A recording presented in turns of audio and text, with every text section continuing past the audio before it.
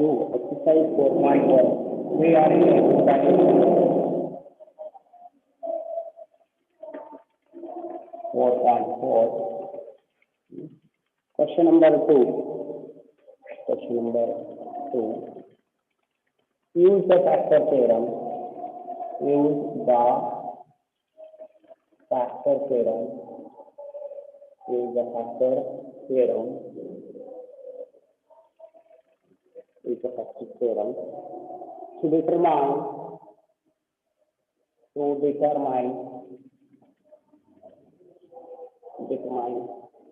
whether g of x is a factor of p of x. In each of the following cases,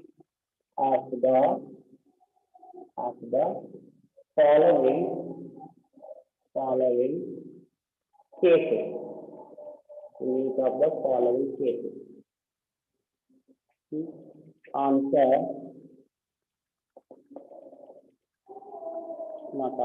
question. We have to write the question.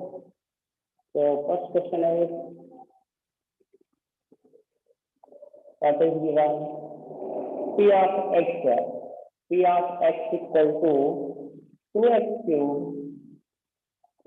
cube plus x square minus 2x minus 1, comma g of x equal to x plus 1. What is told? Use the factor theorem to determine whether g of x is factor of p of x in each of the following cases.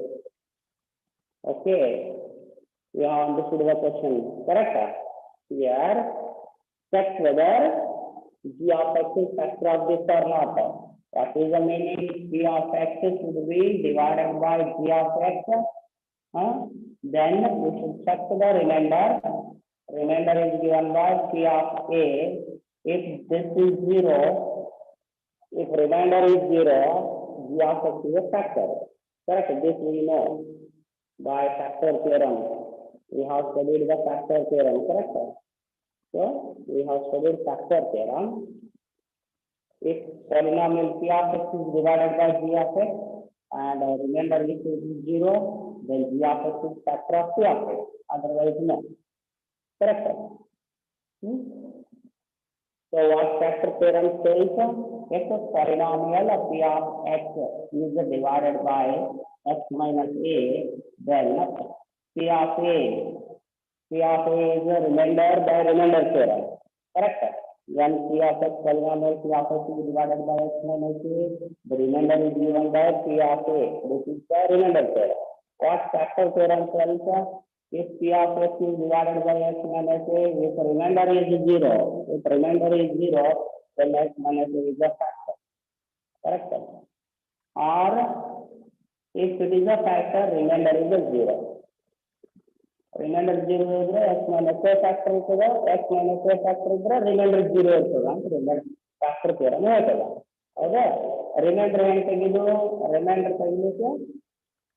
remainder theorem is not. Okay, understood or not? So in this case, what is given? In this case, g of x is x plus 1. X plus 1 is g of x. And p of x is 2x cube plus x square minus 2x minus 1.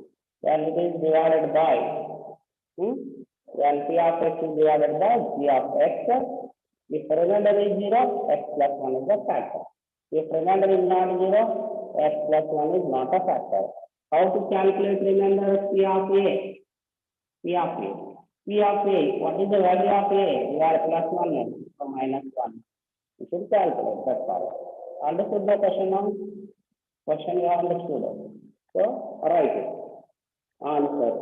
Outright.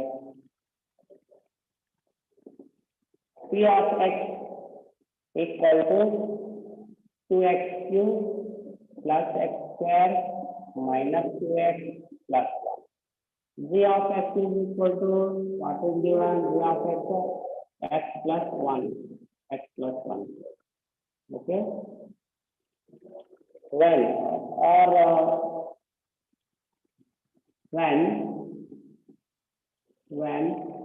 P of x equal to 2x cube plus x square minus 2x plus 1 is divided by x plus 1, then by remainder theorem, remainder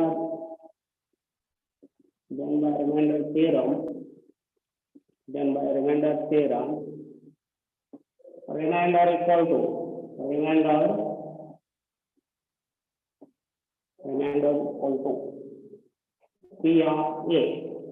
Okay. This is equal to P of A is how much?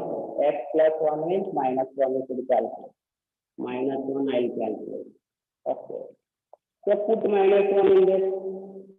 Where 2 into x plus minus 1 bracket cube plus x square minus 1 square minus 2 into bracket x is minus 1 plus 1. So this is equal to, this is minus 1, so it became minus 2. This is plus 1 because minus 1 is plus 1. Minus plus 2. Plus 1. So what happens? Minus 2 cancel. Anything changes here? 2x cube plus x square minus 2x plus 1. Now minus x plus I. Here minus is there. So this is minus. Okay. So here also this is also minus. Here also minus. Then this is also minus. Now it is plus minus goes to minus is 0, plus 1 minus 1 0, so it is 0.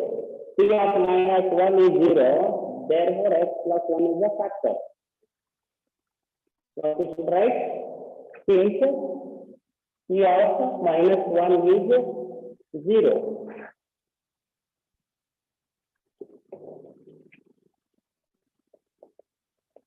Since P of minus 1 is 0, therefore by factor theorem,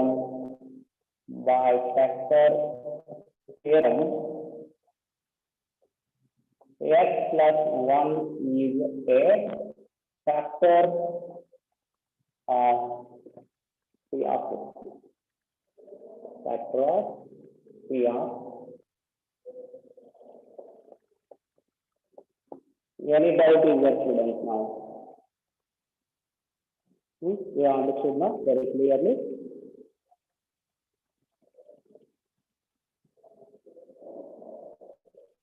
Any doubt is there, students? Hello? No, sir. No doubt. Very good. So, similarly, second example, x plus 2 is there. You have to divide by x plus 2. So, you have to put minus 2. Correct? You can see the second example. Exactly same. P of x is given, g of x is given. G of x, x plus 2 is given. Second example, it is given like this here. P of x they have given. P of x is how much? They have given P of x, x cube plus 3x square plus 3x plus 1 is P of x.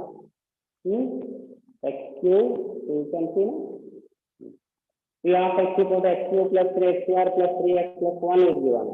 And g of x is given how much? G of x is x plus 2 is given. So everything is same. P of x that should be written x cube plus 3x square plus 3x plus 1. G of x plus 2. Then P of x that should be written. G of x should be written. When P of x equal to x cube plus 3x square plus 3x plus 1 is divided by x plus 2, then the And by remainder theorem, remainder equal to P of A equal to P of X. Instead of minus 1, you should calculate minus 2. Okay. If remainder becomes 0, then you say what? If the P of minus 2 becomes 0, we should tell X plus 2 is a factor. If it has not come 0, we should write here P of minus 2 is not equal to 0, therefore X plus 2 is not a factor. Will you do this later? Students? Yes, sir. Okay. Yes, How sir. many of you understood? Raise your hand. Not understanding whether you understood or not. Last 2 days I was not feeling so well.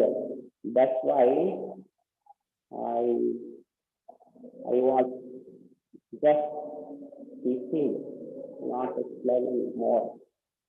Any doubts are there? You ask me today, I'll explain all.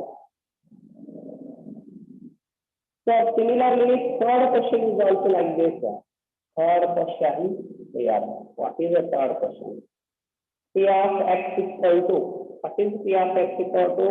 X cube minus 4x square plus x plus 6. And G of X equal to how much? X minus 3. In third question, A equal to how much will you take? Third question, how to solve third question, I'll explain. Plus 3. Yeah, P of X equal to, you should write this. P of X is anyway given. G of X is given. When P of X equal to X cube minus 4x plus x plus 6 is divided by X minus 3, then by remainder theorem, remainder is given by P of A. That is equal to P of X. Where X minus 3 is there. What you should take here in place of A? How much you should take? Plus 3. Plus 3. You should take 3 here. Substitute 3 in this place. 3 to substitute 3 3 is 9, 9 3 is 27. Here 3 is 9, 9 4 is 36. So 27, 36. So here minus 9. Minus 9 here 3, 6, 9 minus 9, 0. 0 will come. It will be a factor. You understood now? This will do it later. I'll go to third main now. Second main, you understood all of this.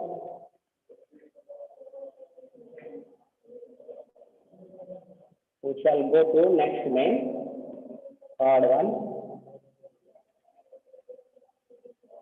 Will you do or not? Tell me, otherwise I'll write it on the board. If any one person tells me solve it, I'll solve. No problem. Right? It's easy. Solve it. Find the value of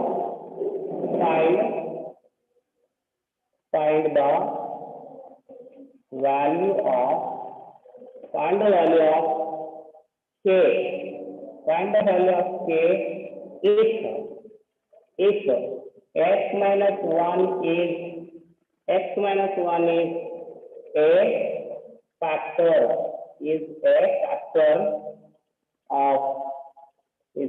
of P of x in each of the following. In each of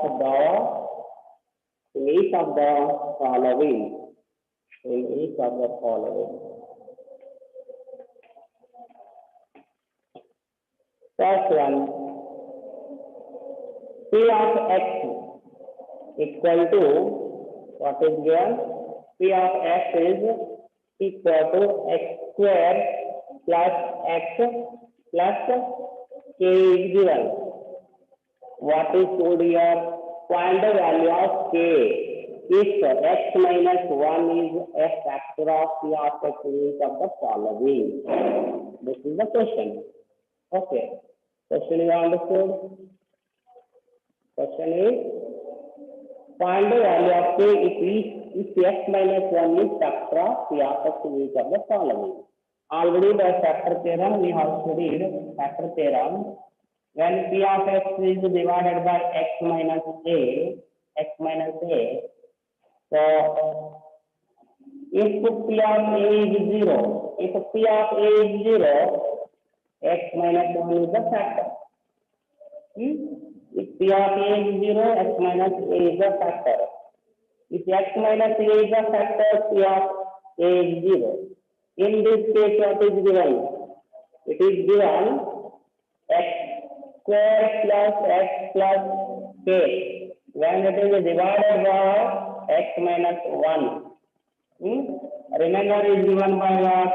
Remainder is given by P of A. So P of 1. What they have told here? X minus 1 is the factor they have told. If it is told x minus 1 is a factor, remainder should be 0. If remainder is 0, this should be factor. Understand it?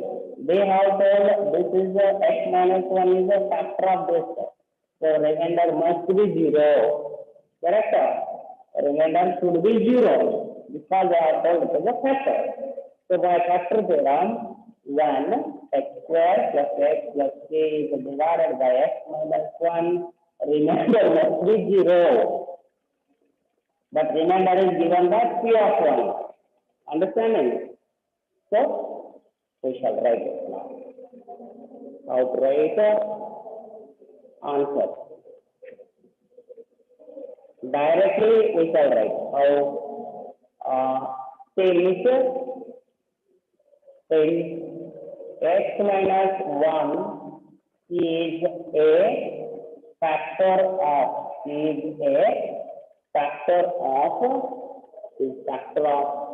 of x equal to x square plus x plus k. Since x minus 1 is a factor of P of x equal to x square plus x plus k. Andre will do x minus 1 no P of x is a factor in Since x minus 1 is a factor of P of x equal to x square plus x plus k. By remainder theorem, by factor theorem,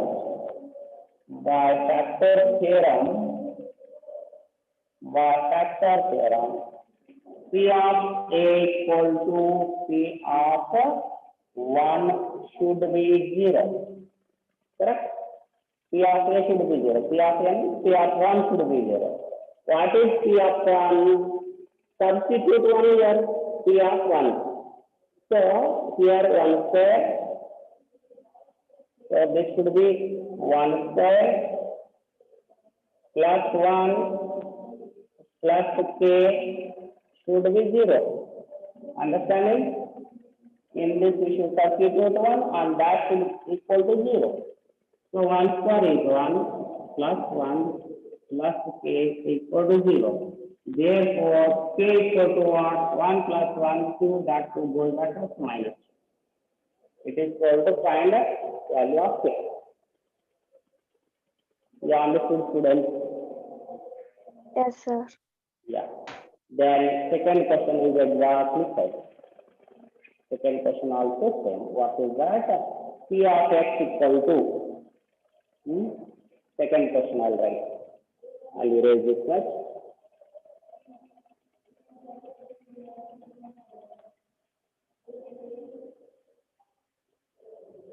Second question is P of x. Our one more textbook is the result. First textbook is not completed still. We are going very slow. Kx plus square root of 2. Only P of x is same here. Since x minus 1 is a factor of what? P of x 2x square plus kx plus square root of 2. So by factor theorem, P of A equal to P of 1, divisor is same, x minus 1 only. For all of this, 1, 2, 3 questions. Third, so P of 1 is calculated. What is the P of 1? Substitute 1 in that. 2 into bracket 1 square plus k into bracket 1 plus square root of 2 equal to 0. So 2 into 1 square is 2 only, plus k plus square root of 2 equal to 0. So k equal to what? Minus 2 minus square root of, or you can take minus common, 2 plus root 2. This much. You understood now? Third question. P of x equal to kx square minus square root of 2x plus 1. Exactly same. You have copied this, you have understood this. I will make changes in this only. Third main. That is third question. Everything is same. Cx minus 1 is a factor of P of x equal to what? Kx square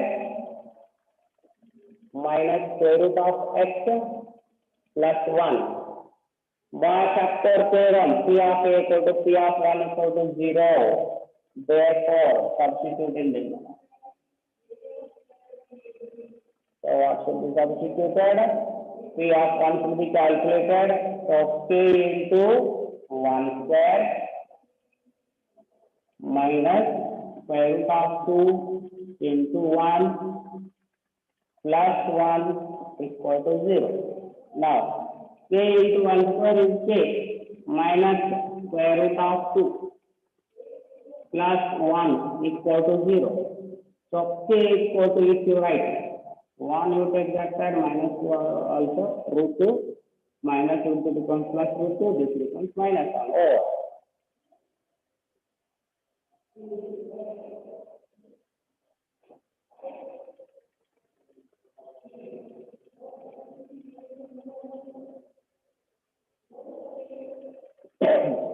Question number 4. Question number 4 is P of x equal to kx square minus 3x plus k. Now, everything is same again. P of x equal to x minus 1 is a factor of P of x. What is the P of x? P of x is kx square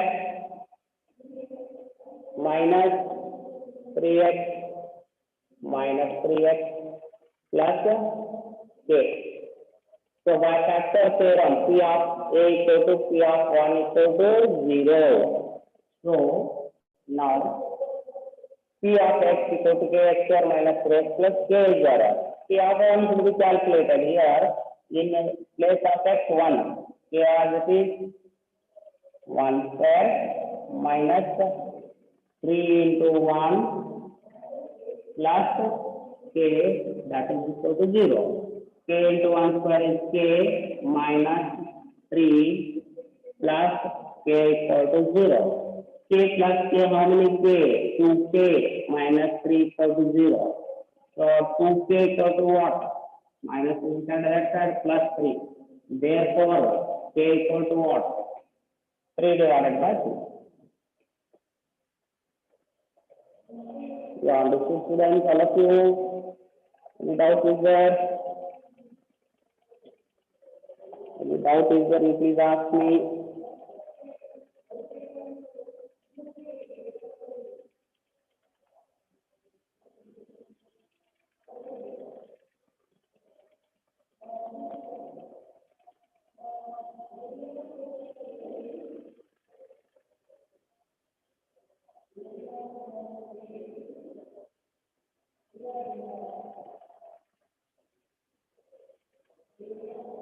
Over, students. Next we shall go to fourth main, factorize. Fourth main question, factorize.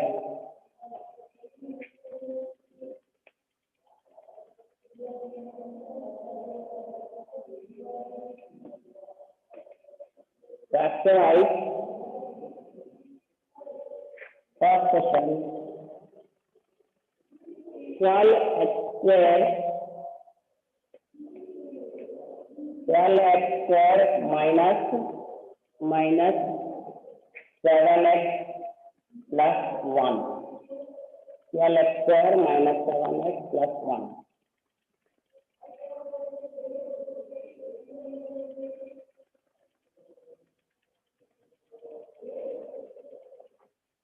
Students, we have studied already factorization. The last year we have studied it. Okay. For example, if it is told to factorize 12, what is the meaning? We write it as 2 into 3 into 2. 2, 3 is 6 is 12. Factor, these are the factors of 12. That is factorized. Correct.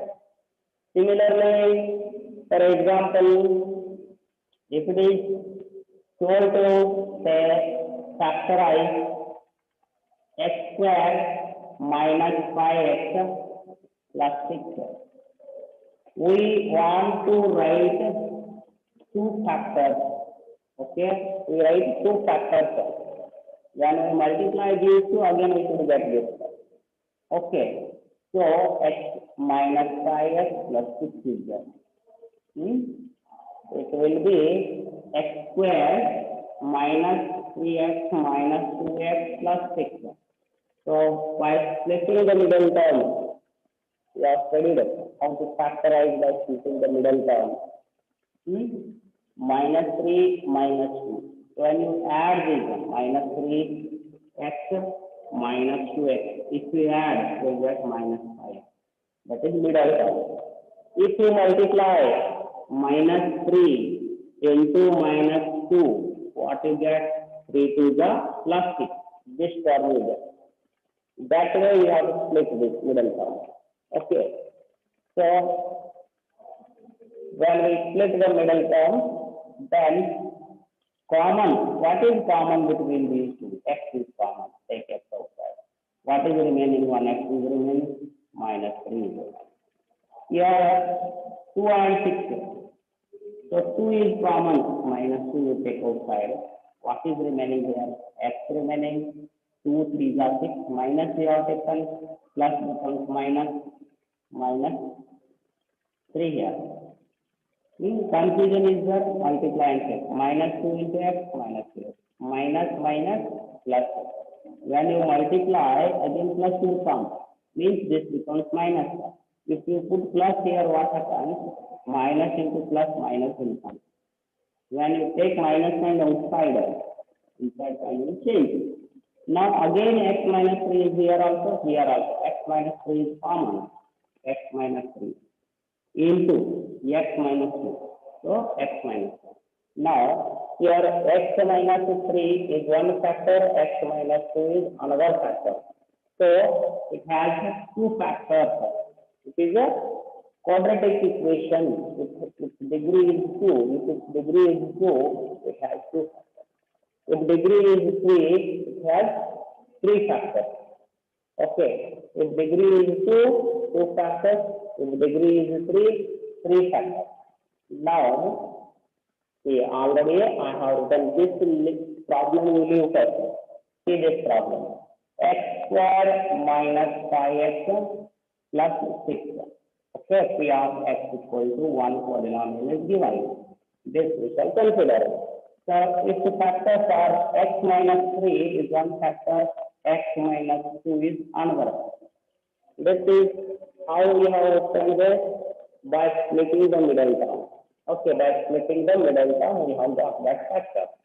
Now, by remainder theorem, we can get by remainder theorem. How? X square minus 5x plus 6 is the norm. What we have told? We have told x minus 3 is a factor. We have told x minus 3 is a factor. So, P of 3 should be 0, no? P of 3 should be 0. If x minus 3 is a factor, P of 3 should be 0. Correct? Before finding, I have already found the factors. So, x minus 3 is a factor. X minus 3 is a factor. So, P of 3 should be 0. For example, before knowing this, if I write the P of 3, if I check this, it becomes 0. What is the meaning? X minus 3 is a factor. Understanding or not? If P of 3 is 0, X minus 3 is a factor. Understand? If X minus 3 is a factor, P of 3 is 0. Now, P of 3 to 0 means what? X minus 3 is a factor. Is a factor. Okay. Then, if I divide this by x minus 2, already I know x minus 2 is a factor. So P of 2 becomes 0. Correct?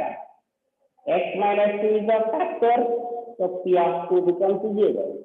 If P of 2 is 0, x minus 2 is a factor. So what I'll write? If P of 2 equal to 0 or not if it is there, P of 2 equal to 0, therefore x minus 2 is a factor. Understanding or not? Yes, sir. So, using remainder theorem also, remainder and factor theorem, you can find its factors directly, that we shall see later. Just I give introduction. So now, if P of 3 is calculated, remainder becomes 0 means it is a factor. If P of 2 is calculated, remainder becomes 0 means x minus 2 is a factor. Since it is a quadratic equation, so the factors are x minus 3 and x minus 2 are the two factors. Okay. Now we shall complete this and then use this theorem like this later. Now how to factorize this? How to factorize? Splitting the middle term. 12x square minus 7x plus 1. How will you do? Middle term is how much? Minus 7x. Okay. Product, middle term means sum should come middle term. Sum should come minus 7x. Product should come how much? Product here 12x square into 1. 12x square into 1. These should be multiplied. So it is 12x square. If we add or subtract, minus 7x should come. If you multiply, 12x square should come. Which are those? 4 3 is how much? 4 3 is 12. So 4x minus 4x plus minus 3x, what? It is minus 7x. Sum is coming minus 7x. Product minus 4x into minus 3x minus plus 4 3 is 12x square. Minus plus 4 3 is 12x square. So if you multiply, 12x square comes. If you add, minus 7x will come. So like that you should split. Now you have splitted. Here you write 12x square, middle term we have splitted, minus 4x minus 3x plus 1. Now make two groups. In this what is common? Here 4x is common. 4 is both sides. X is also both sides. 4x I will take. What is remaining here? 4 3 is 12. And x square is there. X you have taken 1, x is remaining. Minus 4x you have taken means 1 is remaining.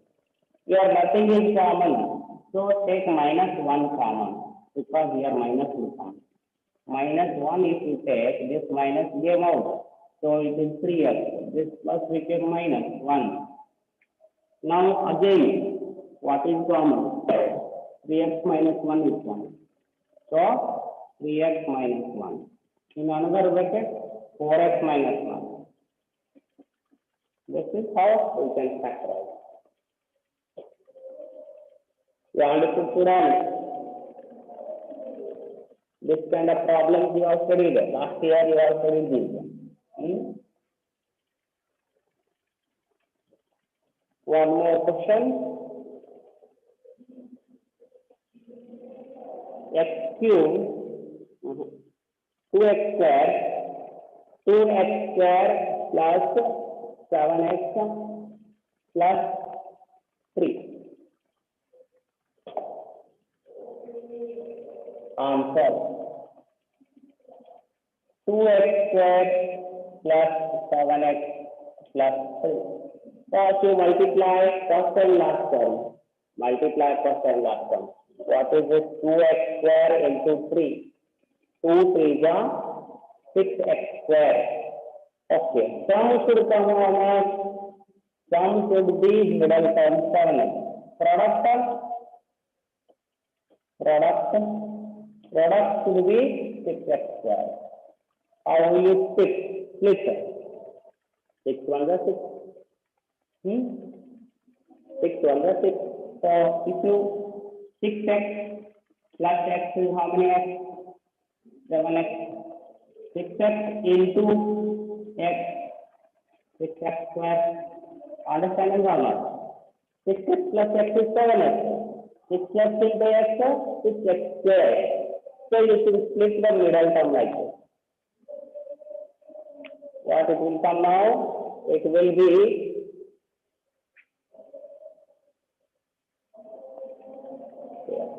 here only, right? 2x square plus 7x, all right, it has 6x plus x plus 3. 6x plus x, 7x again. Next two groups.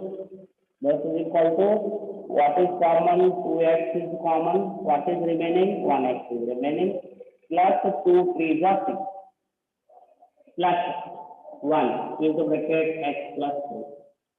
This is equal to, again what is common? X plus 3 is common. So x plus 3.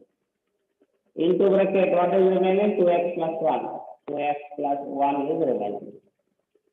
This is factorization of that. This polynomial.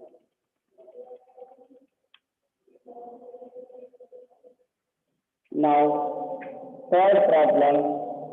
Who want to explain this third problem? Tell me. Any of you want to explain? 6x square plus 5x minus 6. Who want to explain this problem?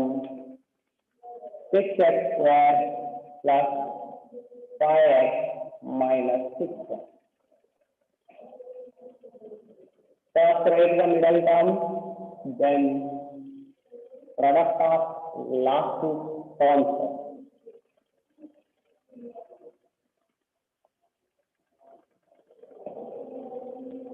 Middle term is 5. First you multiply 6x square into minus 6. It is 6 6 36 minus 36x square. And middle term is 5x. Sum should come how much? Sum should come 5. And product should be minus 36x square should come. How will you split it? Tell me. Can anyone tell me? Students, split the middle term. 4, 9 4 how much? 9 4 36. So, here what you can write, how to split this? 9x plus minus 4x. 9 minus 4 how much? 5. Here split 9x into minus 4x. 9 4 36. Now this is equal to, therefore this is equal to 6x square Anyone can be written as plus 9x minus 4x minus 6. Next two groups. Here 3x is common. Take 3x. What is remaining? 3 2 is 6. 2 and 1x is remaining. And plus 3 3 is 9. 3 is remaining. Here 2 is common. Both sides 2 is there. Take out 2. So if you take 2, 2x will remain. Minus you have taken, inside will be plus. So 3. Because this is equal to what is common both sides? 2x plus 3. Here 2x plus 3, here 2x plus 3. What is remaining here? 3x minus 6. This much. Last one more is there. We will try that later in home. Try that. Last one more problem is there that we try. Fifth mail we shall study tomorrow. You understood, students? Clearly have you understood? Good, good.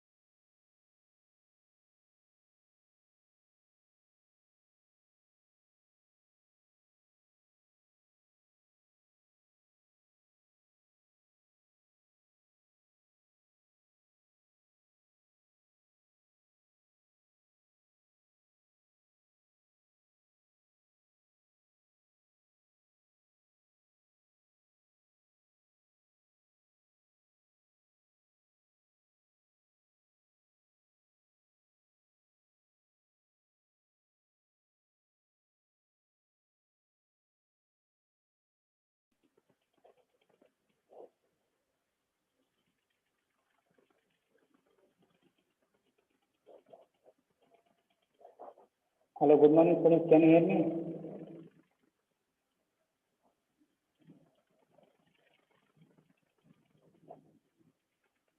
Hello?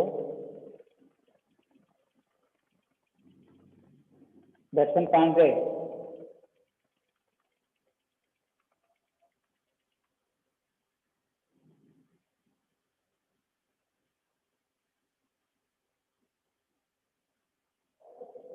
Hello? Yes, Good sir. morning, sir. Okay, thank you. Did you complete the question answer for that last lesson?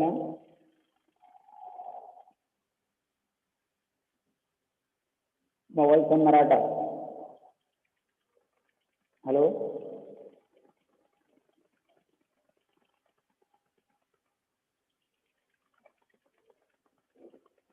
Hello? Nilesh, Rafiq Benu, Ravi Patel.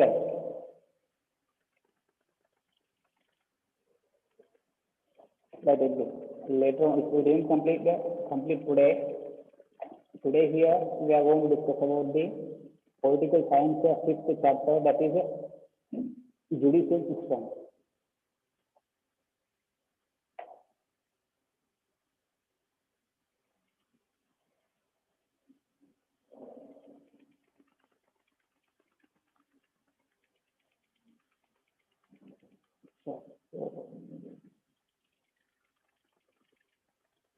Actually, this is the fourth chapter, but by mistake only they have mentioned their fifth.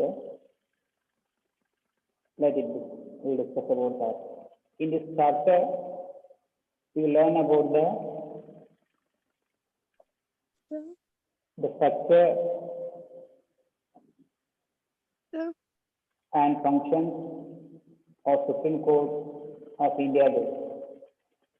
The structure and functions of the Supreme Court of India, and the structure and functions of High Court, subordinate courts also, district courts, revenue courts.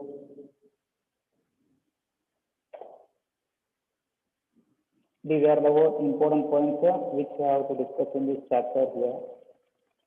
In the beginning of this slide here, first we will discuss about the important code, that is Supreme Court. We have a common judicial system for the entire country, unlike American judicial system, where there are separate courts for central and the states here. In the America, there are a separate courts for that in the states also, and then central also.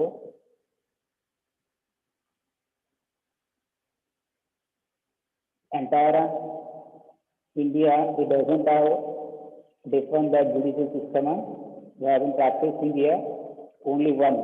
According to one constitution, that justice will be provided to the people whenever they approach to the High Court or the Supreme Court. But in the America, there are, I think they have different that judicial system for that central also and then state also there. But in India here, entire country, we have been following that one judicial system, where it would be in the Supreme Court or in the state or that district courts or revenue courts in any other way.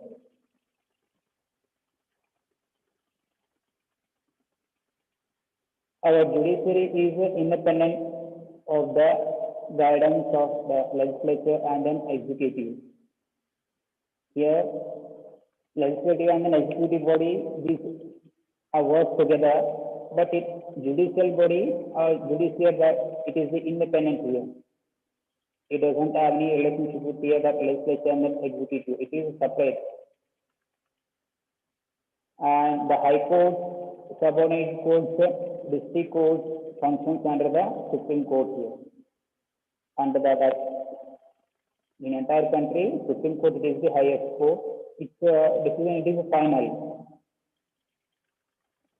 And after that Supreme Court, the High Court. Where are these High Courts? These are in the each that state, and in the each state under the High Court, that subordinate courts, district courts will function in the that district places there to provide justice to the people. All these district courts, revenue courts, subordinate courts, and high courts, these are work under the guidance of Supreme Court there. All these courts will follow their one judicial system. They do not have, they do not have a independent that judicial system. Karuti, don't try to scratch the screen. The Supreme Court is the highest court of law. Its judgment is final. Whenever the people they do not get sufficient or they disappoint with the judgment of that lower courts like your high court, subordinate court, or district courts, they can go to higher courts up to that Supreme Court. Its decision is final. After that, the people of India they don't have any authority to approach any other court. Its decision is final there.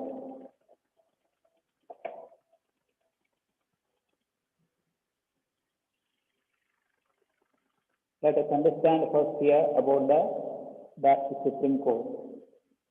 You already know that is the highest court in India. This is the what? It is not the parliamentary building.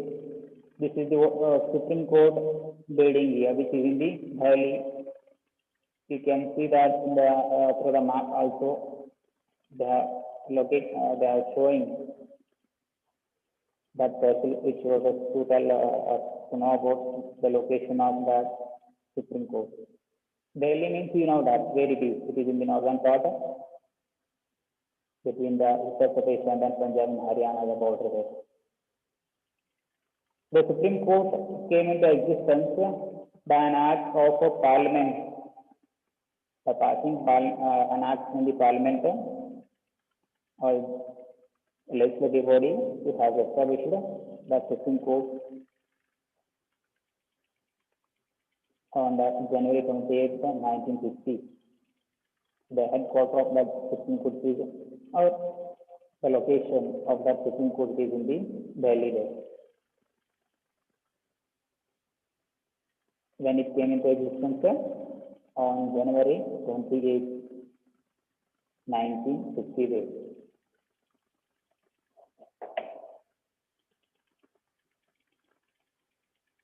After 2 days of that Republic Day.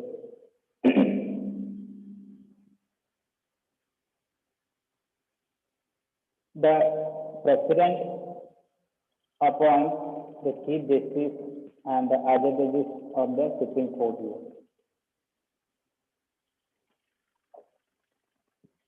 Council of members or all the cabinet ministers, they may stand here whom they shall make as the Supreme Judge of Supreme Court.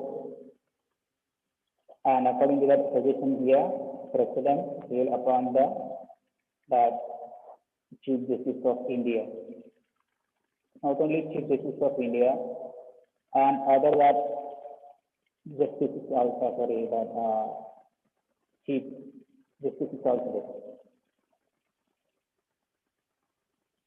there. At present, there are 31 judges, including the Chief Justice here, 30 plus 1. Who is the present Chief Justice of India, or Chief Judge of India? Do you have any idea? Bobde, he is the present Chief Justice of Indian by Supreme Court. Bobde. Now, here we are going to discuss about the qualifications.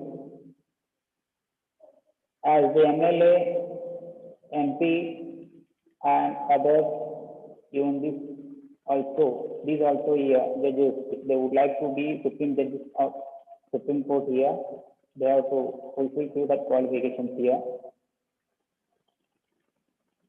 They are as follows. The first one, it is he should be a citizen of India. If anyone also would like to be the Supreme Judge of India, here he should be citizen of India. And in this picture, you can see that few justices of Indian Supreme Court law. Justice H.L. Datta, Justice T.S.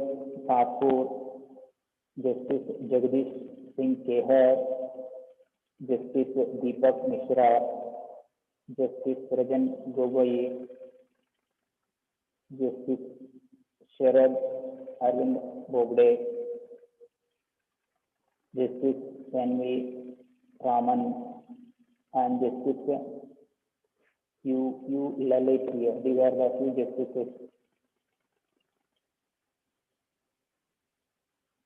And second, they should have as a High Court judge for at least 5 years. If anyone else would like to be the Supreme Judge of Supreme Court here, they should have a service of 5 years as a High Court judge, or should have been an advocate of the High Court for at least 10 years. Anyone, either he should work as a 5 years in that High Court as a judge here. Otherwise, he should have work experience of 10 years in the High Court there. And the another option for him here to be the Supreme Judge of Supreme Court here, he should be distinguished jurist. It means experienced, knowledgeable jurist as per the President's opinion. If any would like to be the Supreme Judge or Chief Judge of Supreme Court, they have to complete here these all these 3 options here. Means anyone among these. First one should serve as a Chief Judge of that High Court at least 5 years, or should have their 10 years experience as an advocate in the High Court.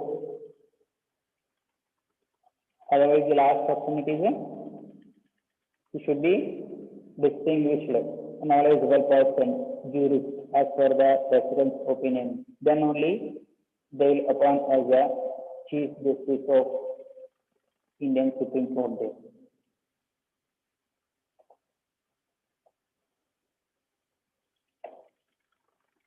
These are the 2 important qualifications. First one, a citizen of India, and then work experience in the other courts, in the High Court also, as an advocate also, or knowledgeable person according to the opinion of that President. Then the period, term of Supreme Court judges. The age of retirement of Chief Justice of Supreme Court is 65 years. However, they can resign earlier. The age limit to be the Supreme Court judge is 65 years. And if he wishes to resign, he can resign within that age also. Then if the judges are found guilty while discharging their duties here, they can be removed from the office by the Parliament.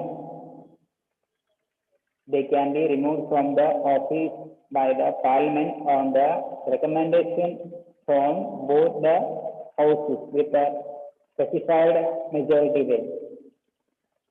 We would like to remove, disqualify that Supreme Judge. That matter it has to decide in the Parliament between that, both houses, in that both houses, Legislative Assembly also, Legislative Council, Rajya Sabha, Lok Sabha. In these two, all that members, member of Parliament, member of the Legislative Council, they should recommend the recommendation whether they could be a judges or not. According to the decision of both two that houses, they can remove the judges if they found identify as a guilty or offensible person there.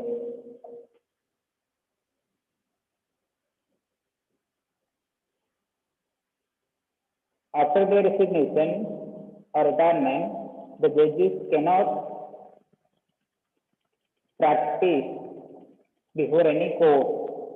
That is the final. After becoming as a chief of Supreme Court, a justice of Supreme Court here, they do not have any authority to be the lawyer of any court there. In the High Court also, district courts also there, other than subordinate courts, revenue court, civil courts, that's all.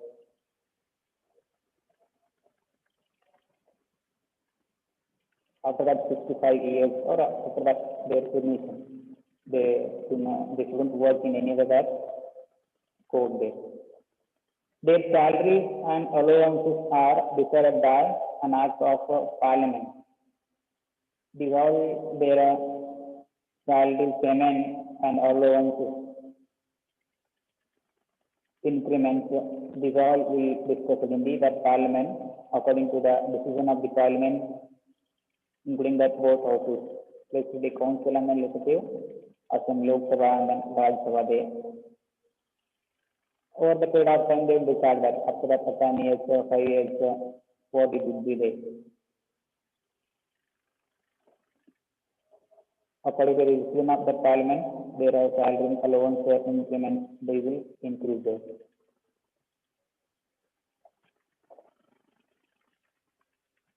Now next here, we have to discuss about the functions and powers of the Supreme Court judges. In the beginning, original powers here.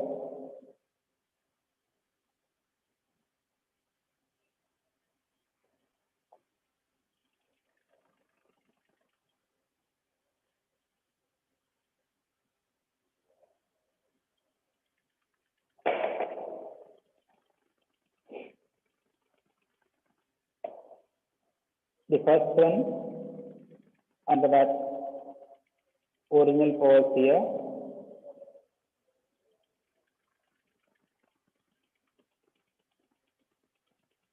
Resolving the disputes between the union and the state and also between the states here.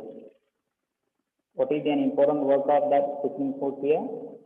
It will try to resolve the disputes which will arise between the union government, means central government, and the state.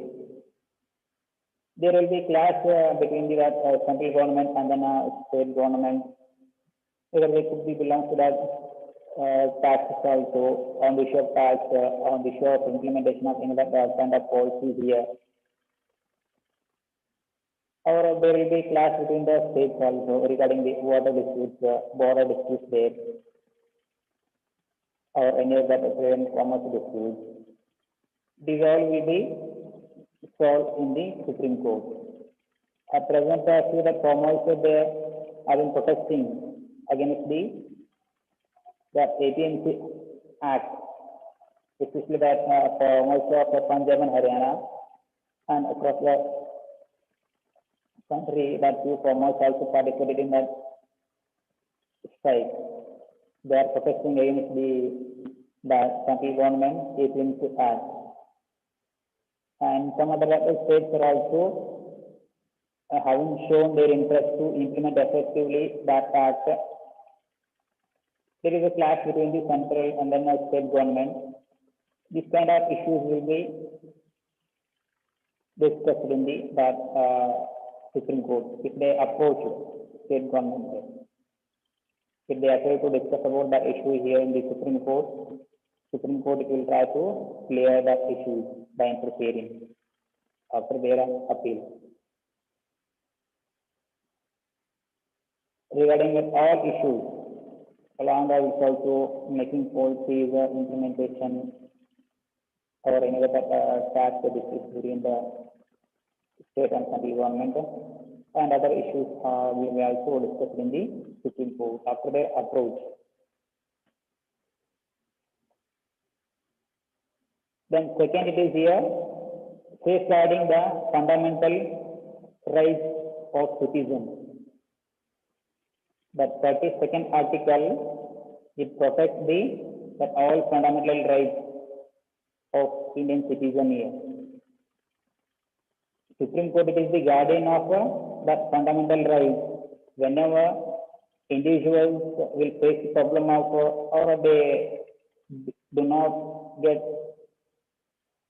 a right to have that fundamental rights, during this situation, that person he can approach to the Supreme Court according to that 32nd article.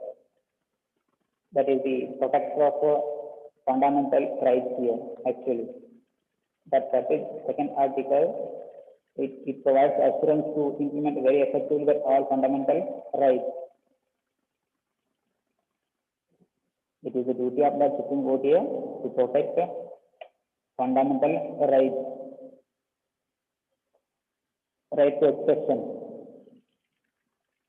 In the last since 3 to 4 months, in the Maharashtra, there is a clash between the media and then state government.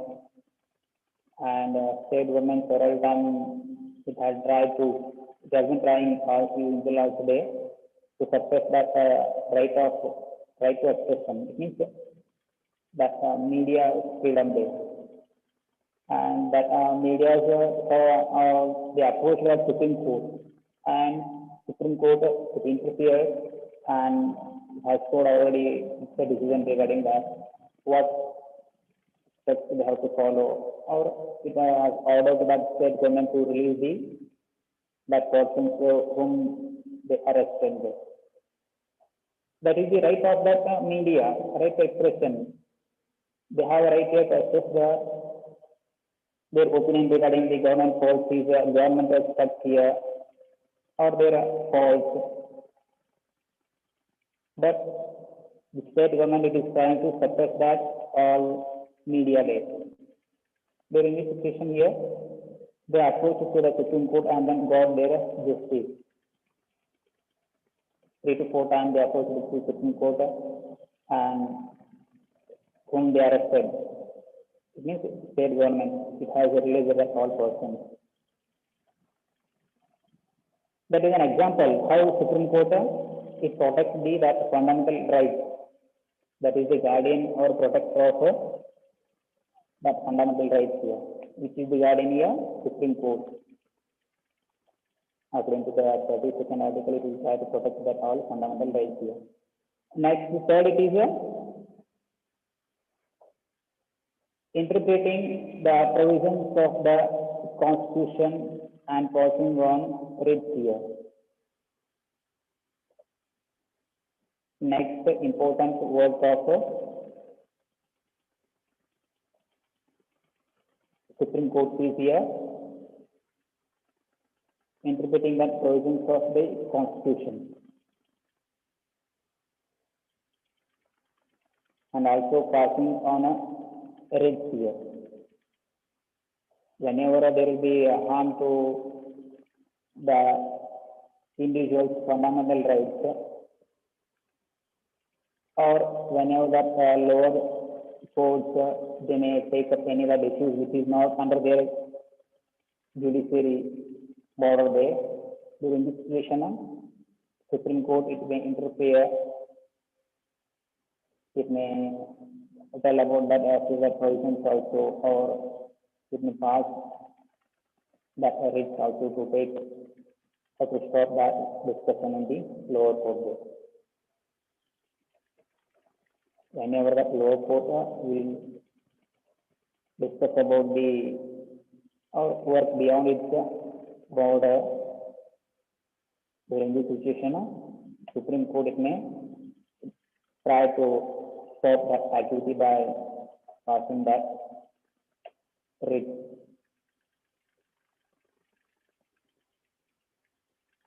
And the second important function of Supreme Court it is here, appellate powers here. Citizens may file cases in the Supreme Court against the judgments given in the lower courts here.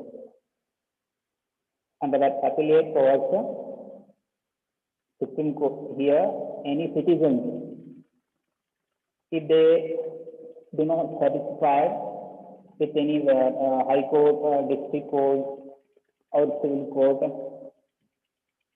they can approach to the Supreme Court and try to get their justice. Even this happens in the Maharashtra, that media that are approached by Bombay High Court or that local that district court there, but they didn't satisfied with the decision of that district court or that High Court decision. During this situation, that media they approached, they appealed to the Supreme Court to get proper justice, and that Supreme Court it has clarified that by providing justice. Like that, any citizen, if they do not satisfy judgment with the lower courts like High Courts or District Courts, Civil Courts, they can go to Supreme Court there.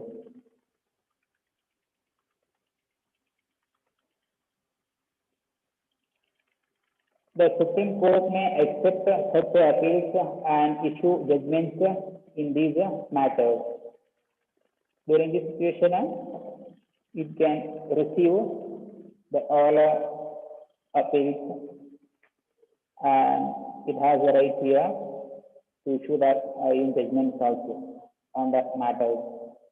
Whenever that citizen they will approach to the Supreme Court to get proper justice, they will accept that and will try to provide a judgment on that issue. The first picture, that is the High Court of Karnataka, which is in Bangalore. And second, that is the picture of Supreme Court, which is in Delhi.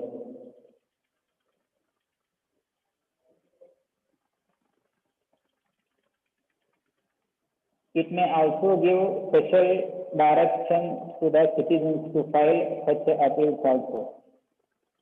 In some other occasions here, it may give special directions to that citizens to file here such appeals. Directly it can appeal to that person to,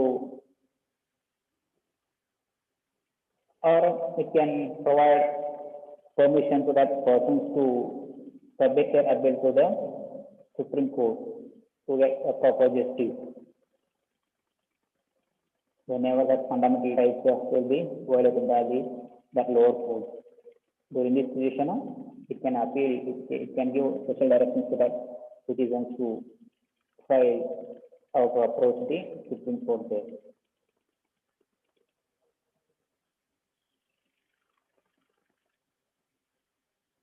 Next, the third important functions of powers of Supreme Court, they are advisory powers here. advisory powers. Under the first, the Supreme Court may advise the President when he seeks its opinion on important public issues. In some other occasions here, given the President of India, he can ask here opinions or suggestions of that Supreme Court judges. And that Supreme Court judges, they have a right here to assist him or to suggest or to tell their opinion regarding the important issues which belongs to our country there.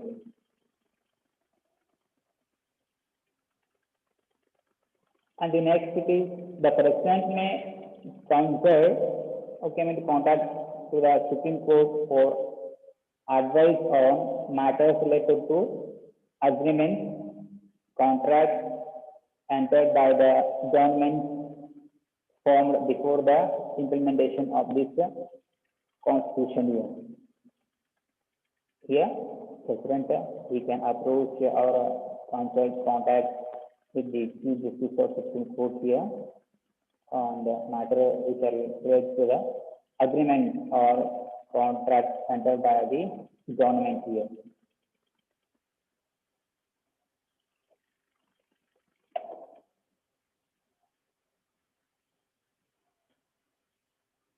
Because for that all they have to take permission from the President here to implement that all issues. If any that confusions arise while signing to that agreement or while permitting to that agreement or that contract, any of that government formed agreements here, he may ask the suggestion from the Supreme Court judges.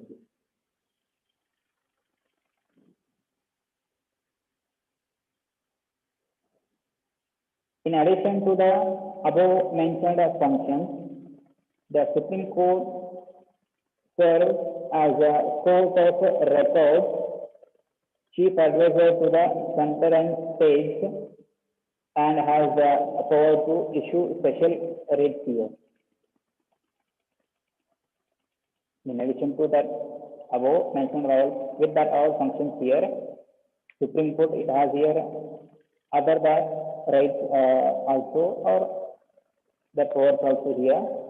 It will serve as a court of records or chief advisor to the center and state. In Delhi, there is a lot of air pollution. Supreme Court it is also in Delhi there. Several times it has suggested, advised to the state government of that Delhi here to control that air pollution. And also it has suggested to the central government also to take necessary that precautionary measures to reduce that air pollution. Because it is the capital city of India, had more population, and also almost all that government bodies they are located in that Delhi area. Government office that all.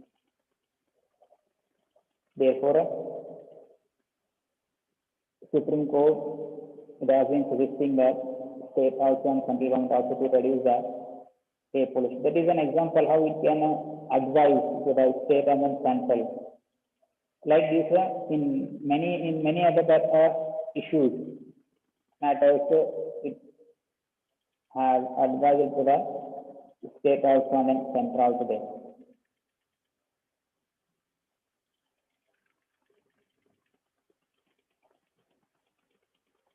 So far, we discussed about the Supreme Court. Next here, we are going to discuss about High Court, which are in that stage. The Constitution provides for a High Court in every state here. According to the Constitution, each and every state they have a right here to have their independent court. That is High Court there. Almost all that states they have individual high courts. Some other they have one day. Sometimes there is a one high court for two or more states. If the states are very small, so in this situation, Central Government it may allow here that both states to have their one high court only there. For example, Punjab and Haryana, these are 12 small states here. And in the northeastern states are also, they are small. Sikkim, Meghalaya, Arunachal, Andhra Pradesh, sorry, Assam, Nagaland, Tripura, Mizoram, even with Goa also there. Between that two or more states, they could have one court. To manage that all issues, how to reduce the expenditure of that high court here. The high court consists of the chief justice and the other judges here. Like here the Supreme Court, here also there will be chief judge with the other judges.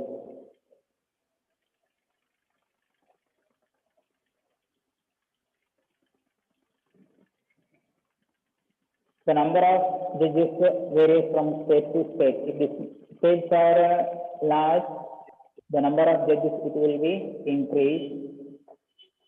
If that state it is small, the number of judges they will be reduced.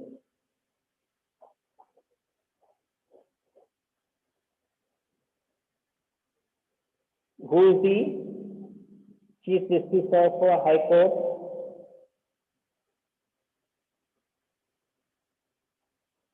Karnataka. I'm asking about that Karnataka here. Do you have any idea? Chief Justice of that High Court of Karnataka. Abhay Srinivasan. Abhay Srinivasan is the Chief Justice of Karnataka High Court. Next, the qualifications here. Similarly with the Supreme Court judges, in the High Court judges also should complete here through the qualifications. The first one it is same as the Supreme Court. If anyone would like to advocate to become the judge in the High Court, he should be citizen of India there. And he should have served as a judiciary officer in a judicial office or worked as an advocate of High Court for 10 years. The first qualification is he should be citizen of India, and second, he should have served as a judiciary officer in a judicial office in the district court, court, or worked as an advocate of High Court for 10 years. Then only they will be able to be the Chief Justice of High Court.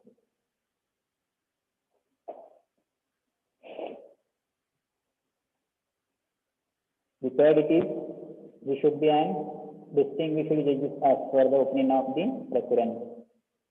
It means knowledgeable person, experienced person there, or justice there. Then only they will be appointed as the Chief Justice of High Court there. First one, he should be citizen of India, and the second it is here, he should be served as a judiciary officer in a judicial office or worked as an advocate of the High Court for 10 years. And the last, we should then distinguish the jurist here as per the opinion of the president. And then only they will be able to be the justice or chief justice of High Court.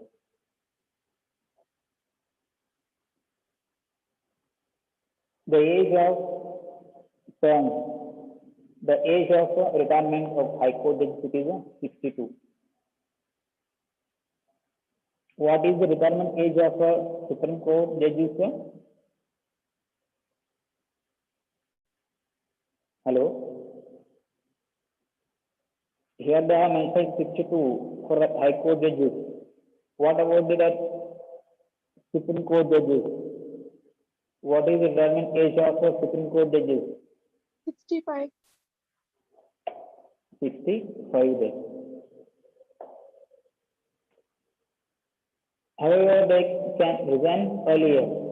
They can complete a 62 years, or otherwise within the 62 years, they can resign for their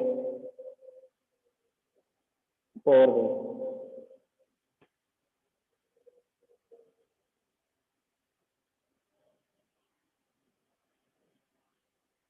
if the judges are found guilty while discharging their duties here, they can be removed from the office by the president, supported by specified majority vote of both the houses of parliament.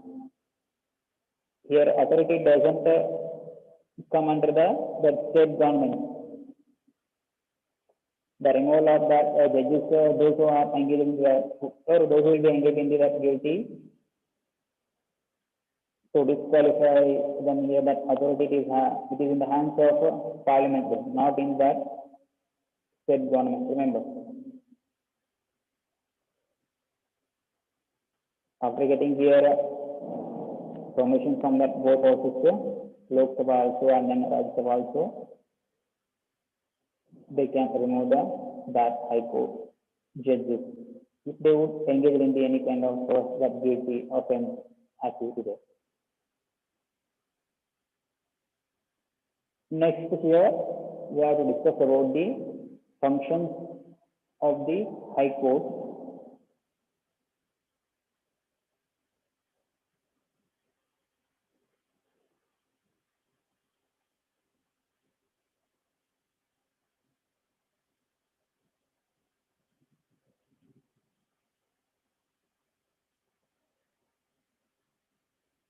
High Court has a power over the whole state, and its functions are the original powers to resolve civil and criminal cases, naval, marital, and then contempt of court cases here. Here, High Court, it can issue the judgment on the civil, criminal, naval, and marital. It means marriage related issues here, and contempt of court cases. If any that persons abuse that code, it may what we call that in Kannada, if they didn't satisfy during this situation, some that persons they may abuse the court decision also. Even that issues will also clear by this High Court. The first power of that or functions of that High Court is here. It may issue its judgment on the civil criminal cases, naval cases here. Related to that name, don't have to start with saying naval means here issues related to that name day, and marital means marriage related issues here, and content of who is that.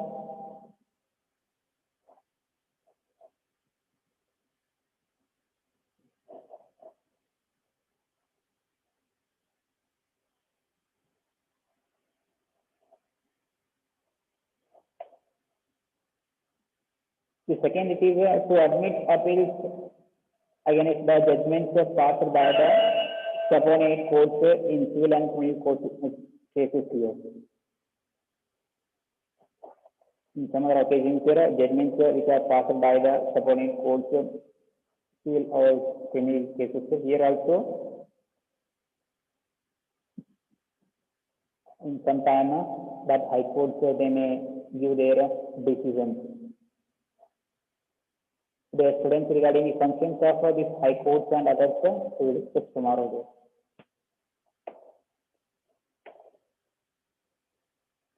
Do you have any doubts, sir? You keep your proper name. Don't keep your call name or another name, sir. Every day here we have been taking your attendance. Okay.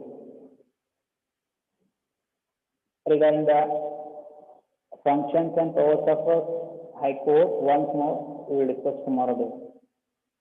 Or day after tomorrow. Thank you so much, sir. Bye.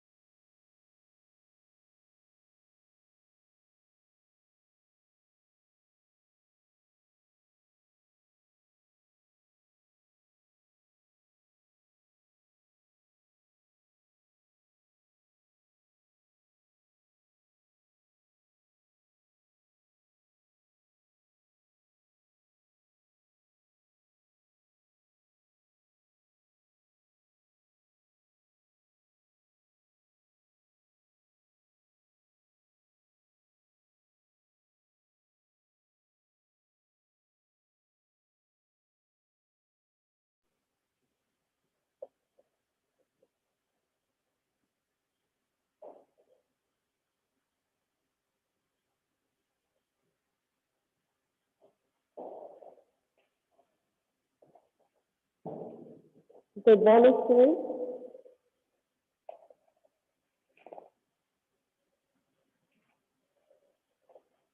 Good morning, ma'am.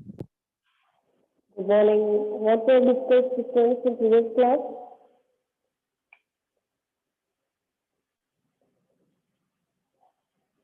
Yes.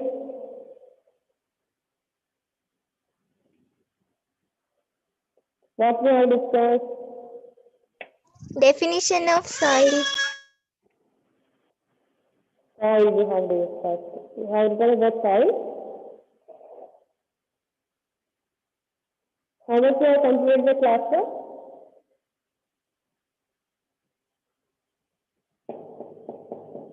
Yes, students.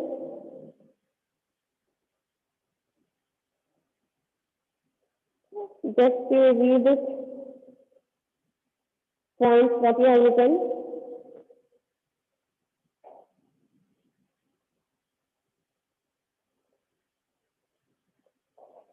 Formation of soil, right?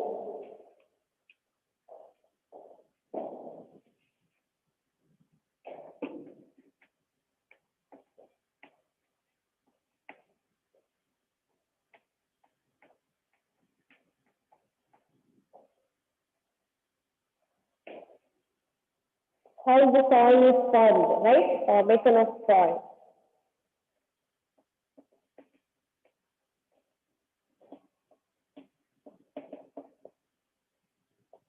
First one, the sun. How it is formed the soil by the sun. It is responsible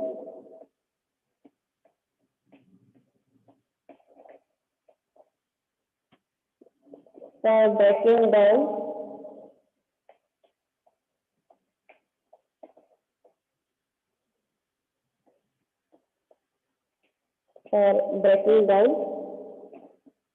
the rock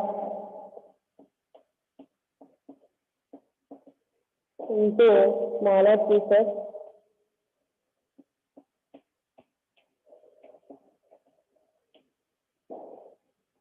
and forming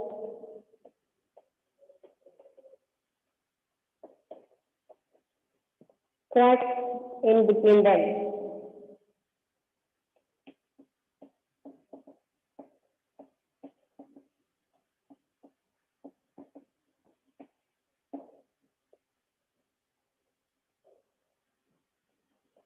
It is responsible breaking down the rocks into smaller pieces and forming cracks in between them.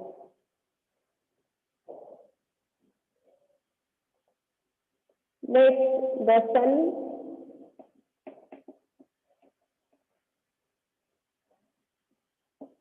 sun's radiations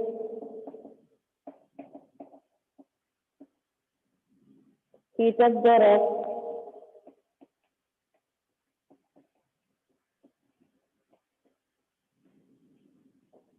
during the daytime.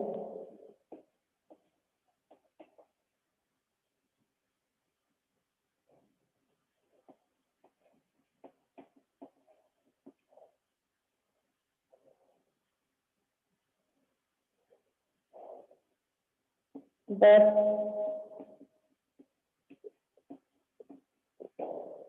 during the night,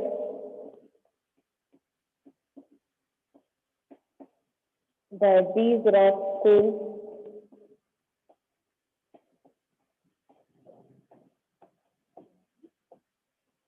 cool down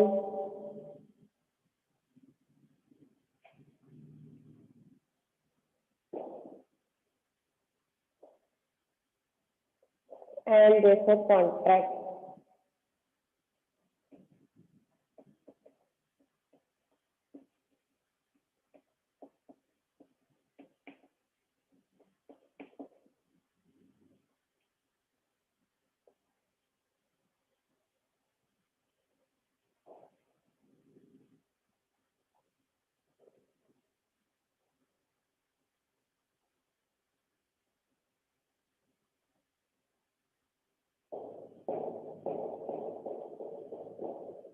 So all these activities lead to the rocks to be small pieces. All this leads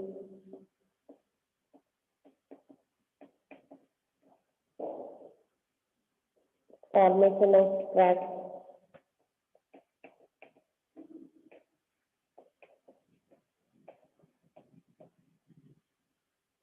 in them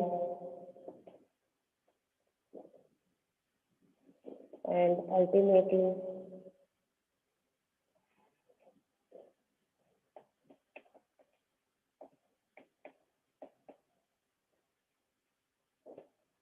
break them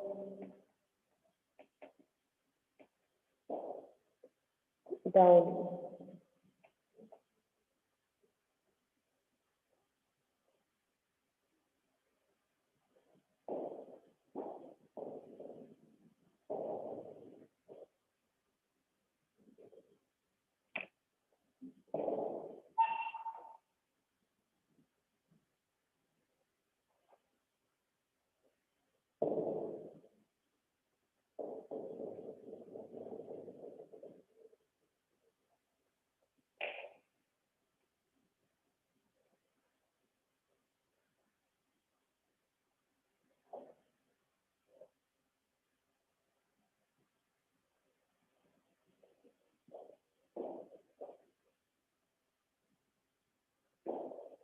So by this water also,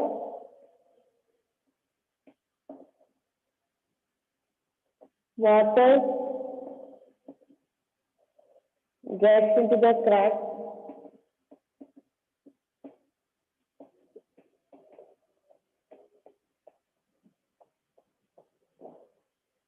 of the rock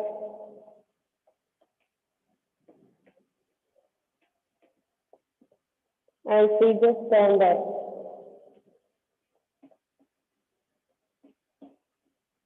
Freezes down there.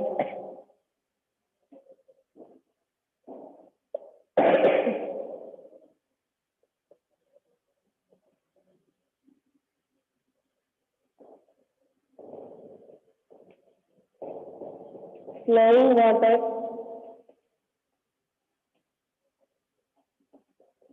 water carries often carries pieces of rock away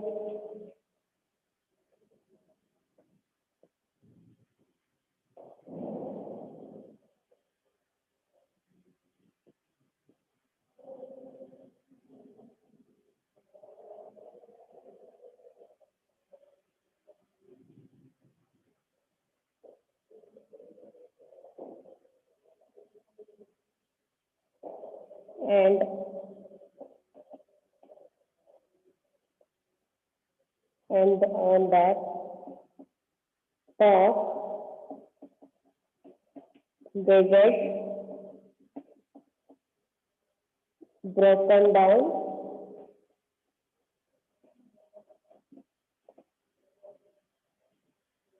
into smaller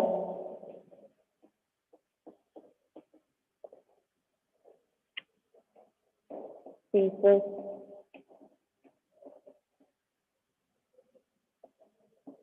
as they rub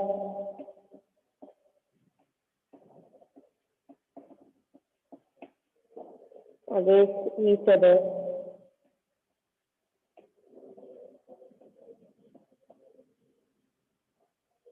and also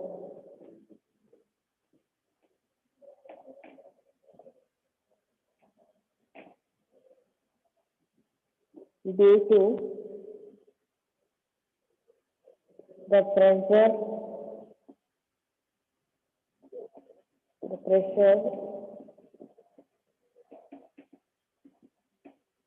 of the flowing water.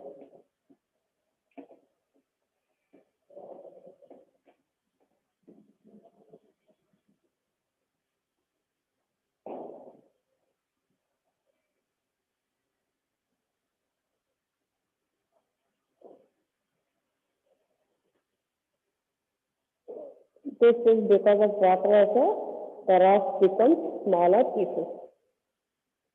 The next one is wind causes also rock, pieces of rock formation of soil.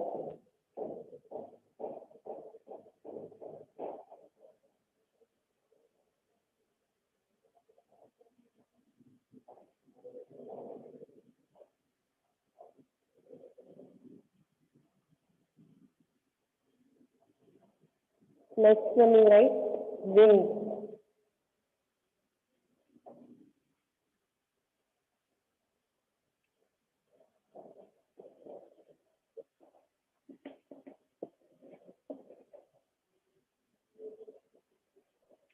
Wind can wet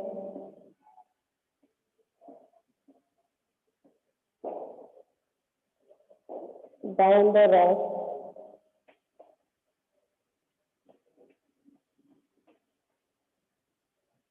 and break them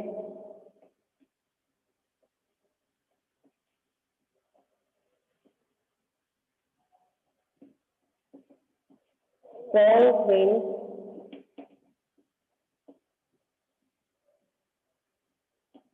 rush against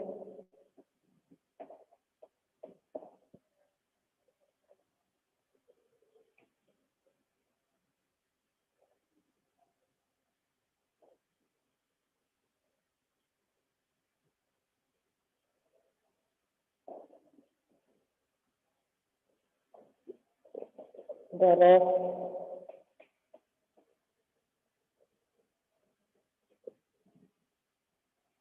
and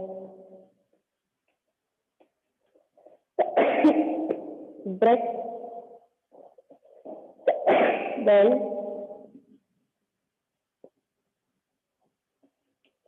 or weight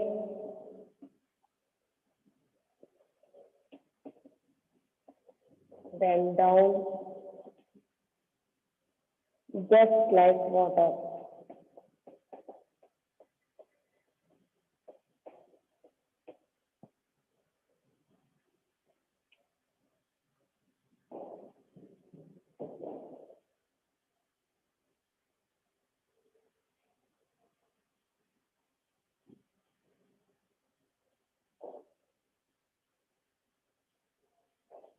Some other examples also living organisms also make the rock small pieces.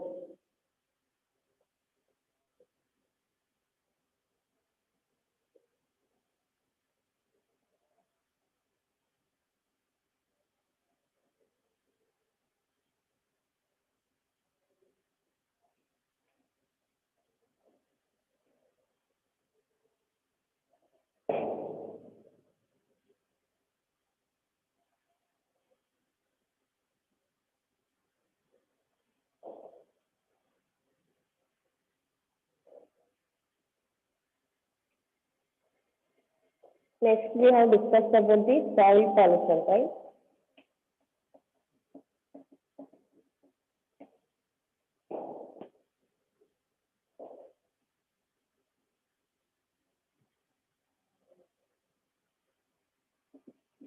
When the useful components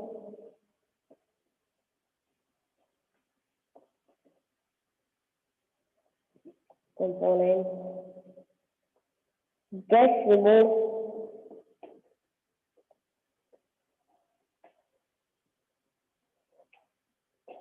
from the soil,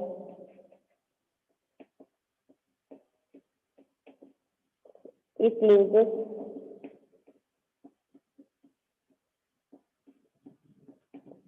its fertility or fertility and leads to a decrease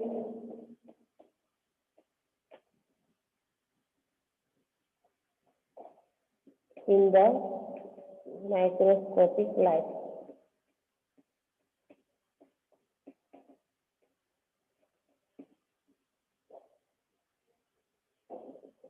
in it. This phenomenon is called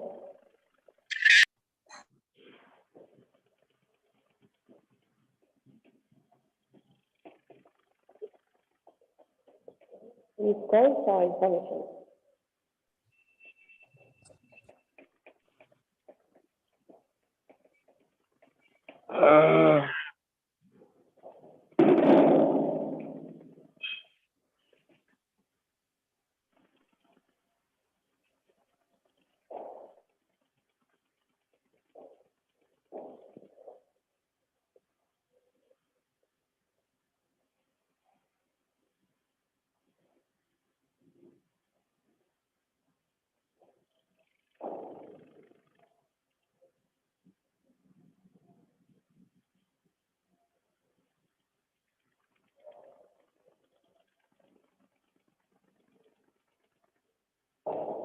So also in soil pollution, we have discussed about the causes of soil pollution.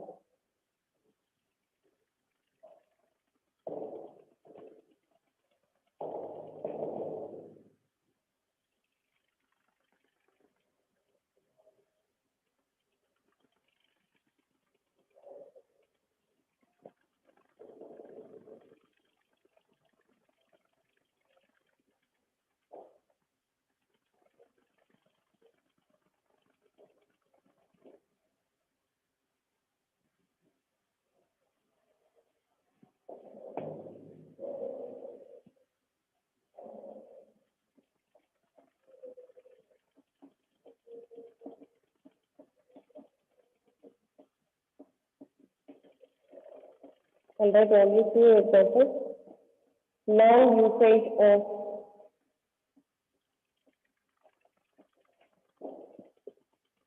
fertilizers and pesticides.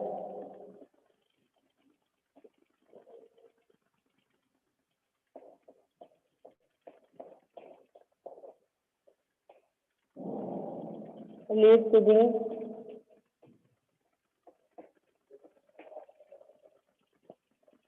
killing of the microorganisms,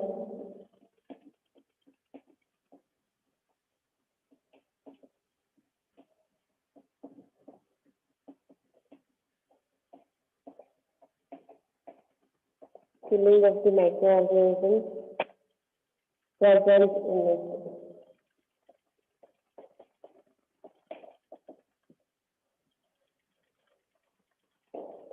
So if these microorganisms are not there, what about the soil?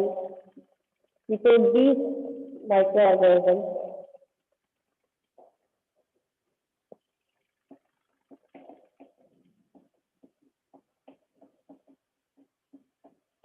without these organisms, the soil would not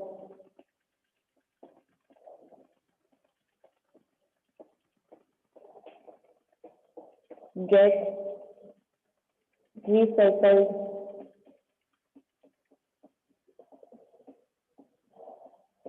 replenished.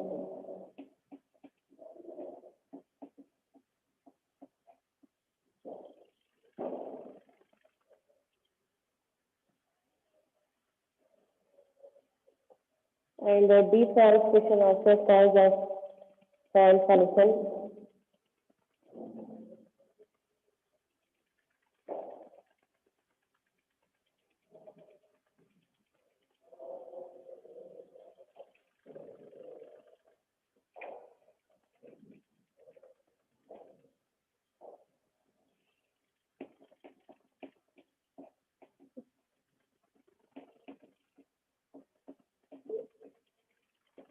Industrial activities.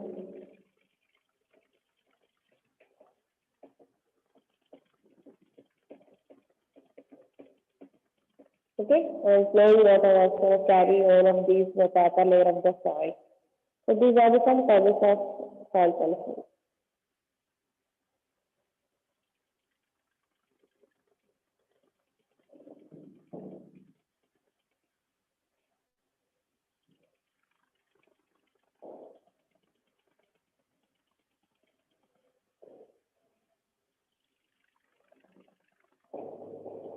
And what are the effects? I'll write only two of examples. Effects of soil pollution.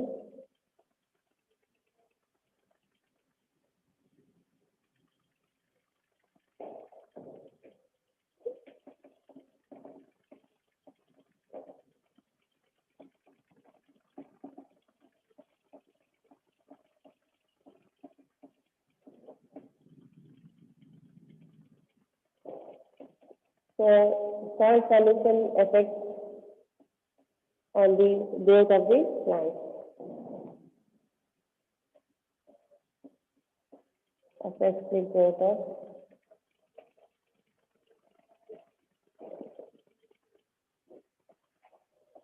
plant.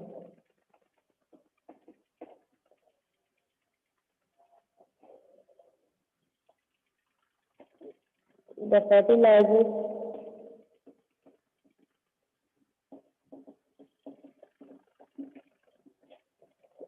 decay the quality of the soil.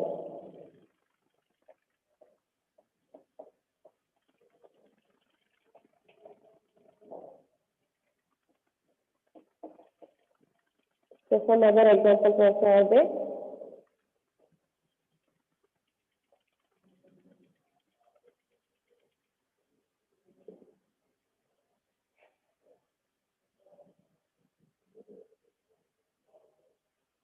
And that one is two examples. Next one is soil erosion.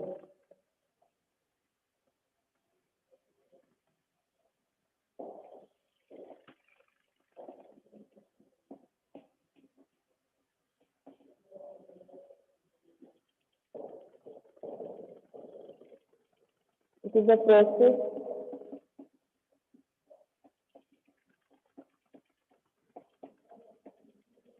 in which the upper layer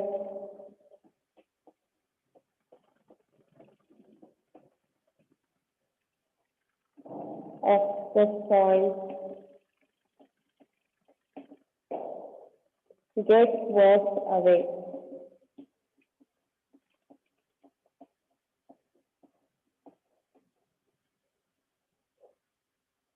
Thus,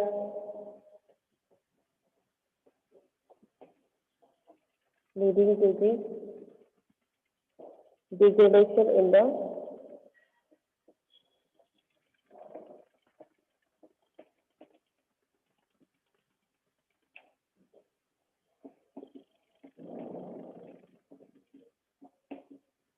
soil quality.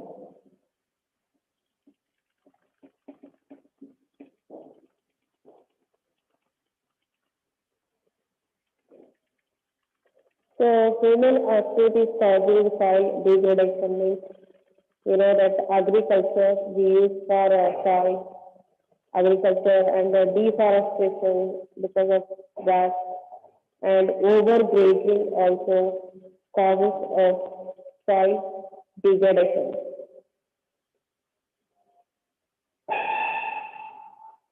And fuel wood gathering. Whenever we spear the wood, we gather.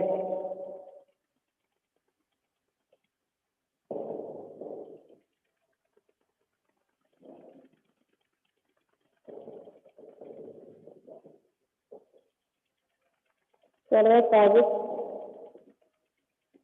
causes this deforestation,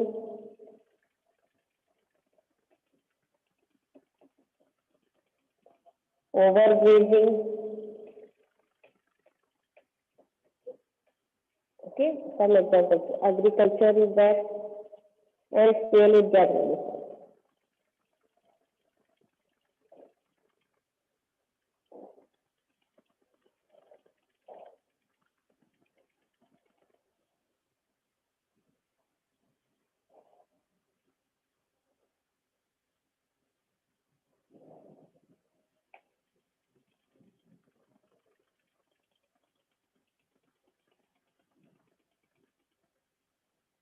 Next one is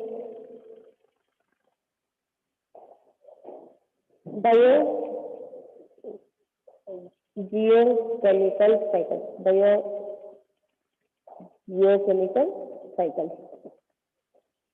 So here we have learned about some natural resources about air, water, soil, right?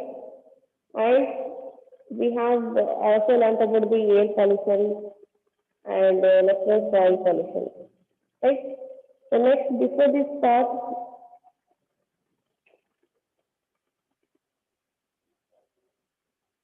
yes, in this we learn about the water pollution, water and some of this.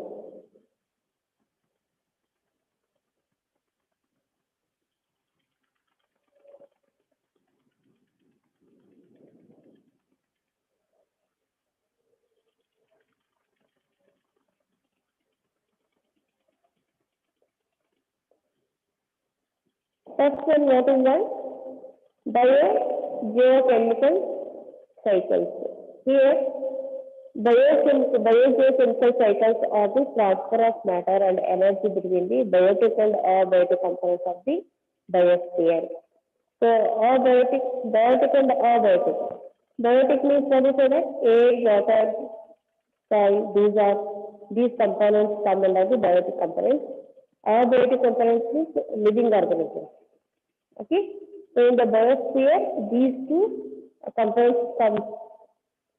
So here the common geochemical cycles. So in this natural resources, we have some cycles. What is that? Geochemical cycles means water cycle, nitrogen cycle, carbon cycle, oxygen cycle. How these will be formed? You know that water cycle means the water will be recycled. What is the process? The water becomes water vapor, it forms clouds, again the clouds brings rain. Again the water bodies fills of water. So this will be continuous process. And then the nitrogen cycle, how it will be recycled in this atmosphere. And carbon cycle, oxygen cycle.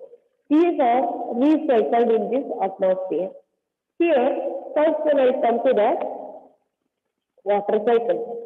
So all of you know that you are learning from 5th, 6th, 7th, 8th standard about the water cycle, right?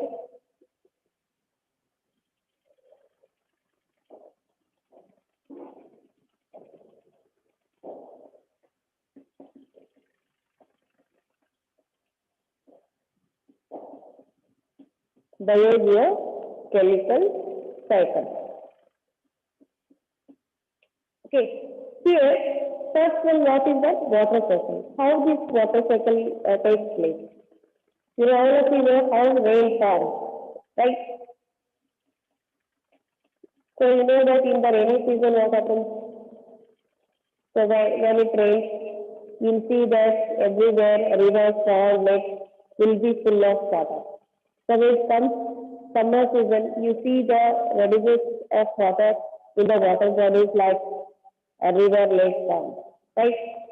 So here what is that water cycle is? So you know that when the water bodies like it may be what is that, a river, okay, a lake, pond will be there, and the sea, oceans, okay, which are the big water bodies, okay, sea and oceans are the big water bodies, right?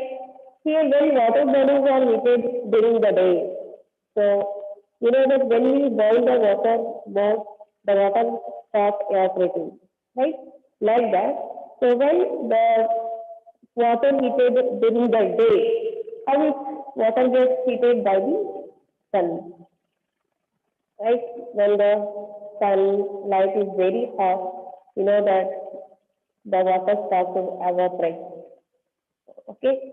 So during daytime, what happens? The water bodies are heated during day, so a large amount of water evaporates and rises up means it evaporates.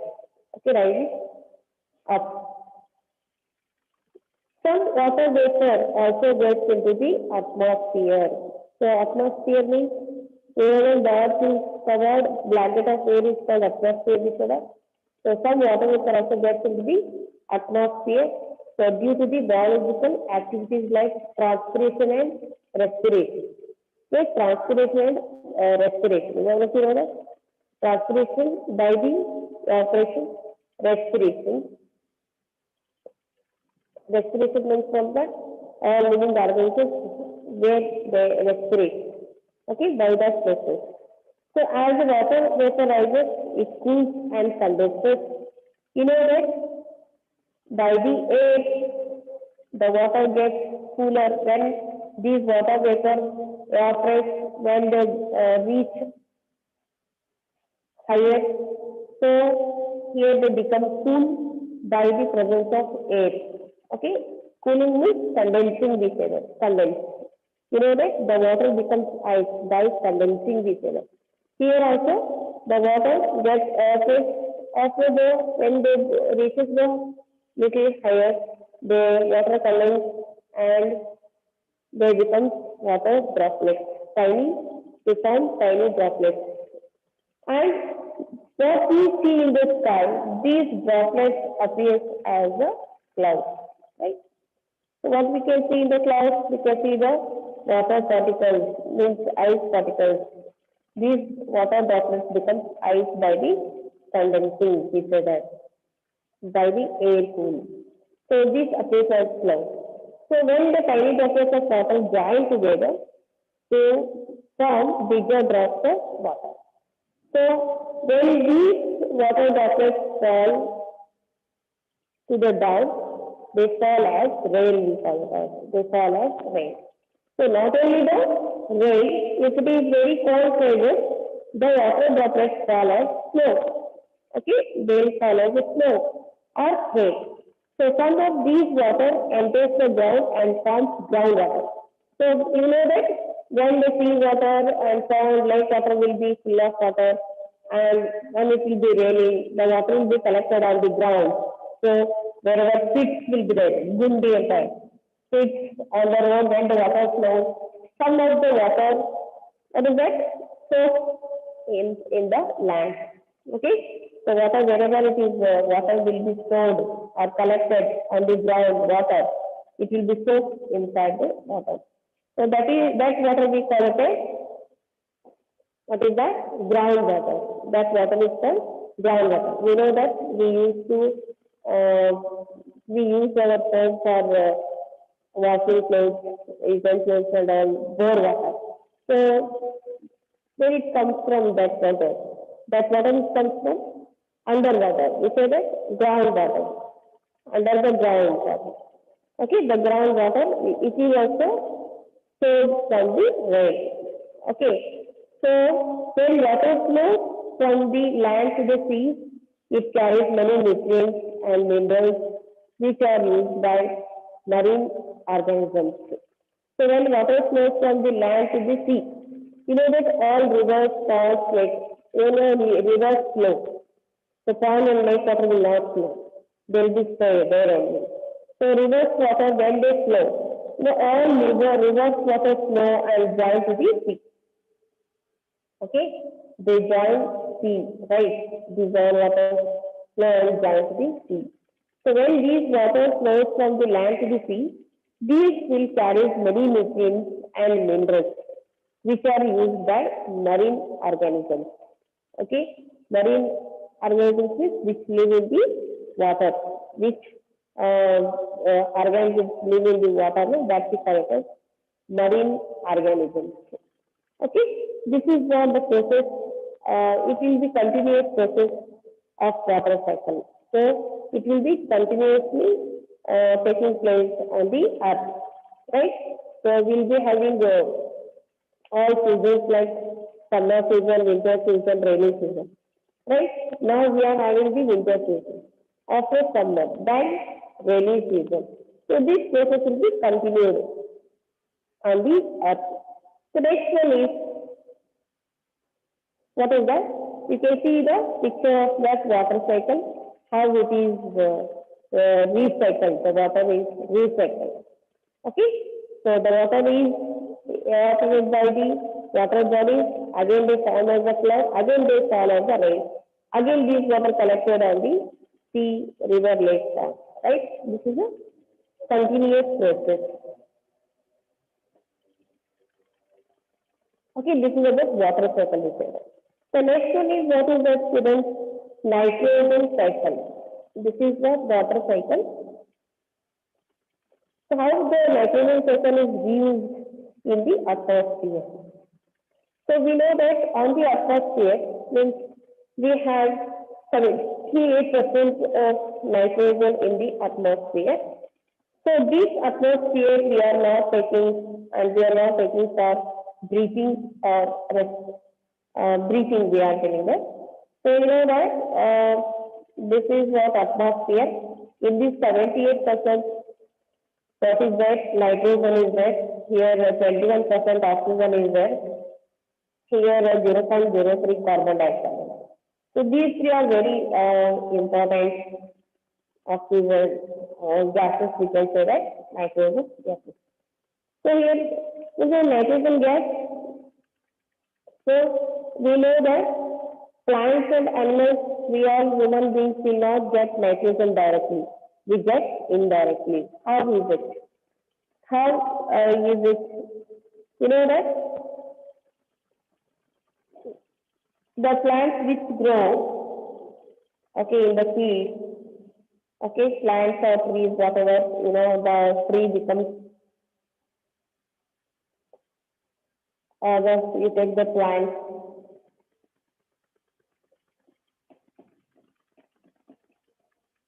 okay. So you know that the roots of the plant, what you can say a bacteria, the which live organisms, blue green algae, okay, these are the microorganisms which are present in the soil. Okay, so this the nitrogen in the atmosphere is fixed into the nitrogen compound in the soil by nitrogen fixing bacteria in the root nodules of leguminous plants. Leguminous plants means which plants? Peas. Okay, peas plants will be there.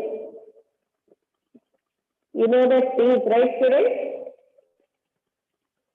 So these bacteria will be fixed in the root nodules of leguminous plants and also during lightning. So during lightning and in this leguminous plants, these bacteria will be they fixes the nitrogen. So nitrogen fixes, have you learned in the 8th class nitrogen cycle, about nitrogen cycle? You know that the plants will not take nitrogen directly. So how they take nitrogen? You know, which is from the atmosphere. The nitrogen which is get from the atmosphere, the bacteria and living algae which are fixing to the this root, they take this nitrogen gas and the which the plants will grow by the help of this bacteria will take from these nitrogen. And we all human beings and animals, we eat plants which is already having nitrogen so in their body. These plants what we do? We eat. By that way we get nitrogen, isn't it? So nitrogen is a, we say that nutrient. Nitrogen gives nutrients to our body. So which the plants we get, isn't it? By eating we can get nitrogen. So the nitrogen in the atmosphere is fixed in the nitrogen compound in the soil by nitrogen fixing bacteria in the root nodules of leguminous plants and also during lightning. So these nitrogen compounds are taken by plants and used to make proteins. So the plants, how the plants get the proteins? By the bacteria and the blue green algae which are fixed to the root. So when animals eat plants, they also get proteins by eating these plants. So how these plants get proteins? These bacteria will get nitrogen gas, okay, and these plants will get bacteria and algae, blue green algae. Then they get proteins from these bacteria, means microorganisms, and which the animals eat these plants, they get proteins. Okay, we all of you tell that now. So which are protein giving food, students? We say that some protein food protein rich food?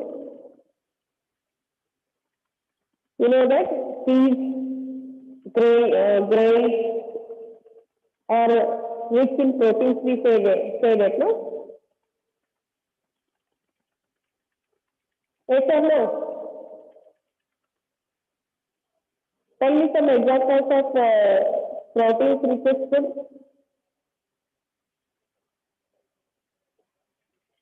Do you know that?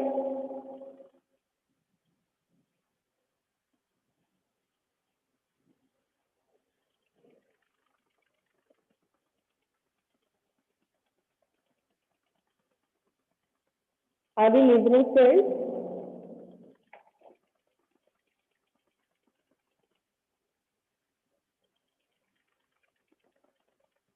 Are you listening, my class?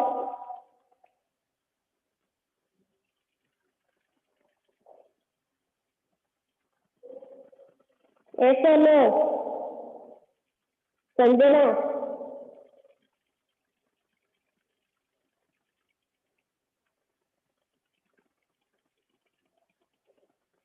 Okay. So nitrogen cycle, these bacteria will take this nitrogen gas and these plants will absorb the nitrogen from these bacteria, microorganisms, and they get proteins. Okay? And how we get proteins? By eating these plants. Animals and all living organisms which we eat plants, they get, what is that? Yes. And you know that when some plants and animals die, okay, bacteria convert the proteins into nitrogen compounds. When these plants and animals die, okay, and we are also, the animals also eat plants, you know, cow, buffalo, these animals eat plants. By that they get proteins. So when they die, no, after what happens? When they die, so you know that some bacteria convert the proteins into nitrogen compounds, like nutrients, disorder. So other bacteria, what they do? They convert these nitrogen compounds. When these die, okay, if the plants die, what happens? Take the next process.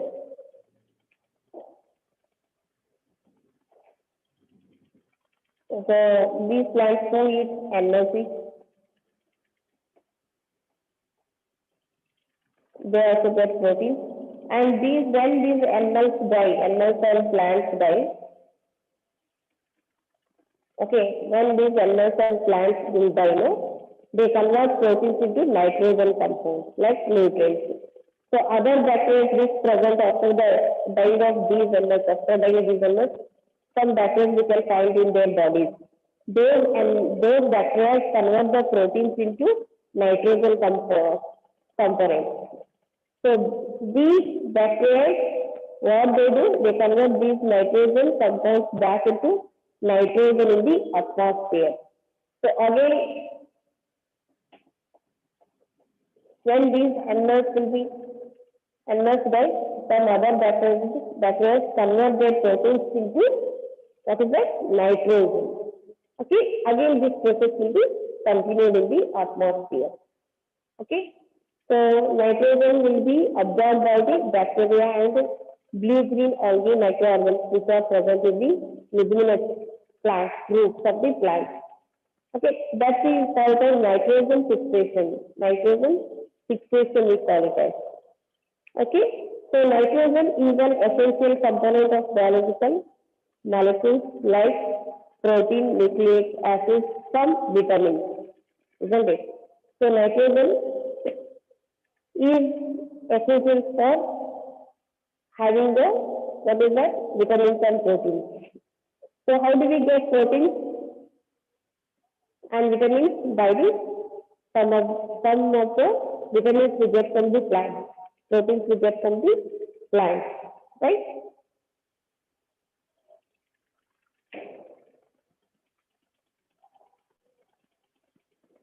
You can see the nitrogen in atmosphere.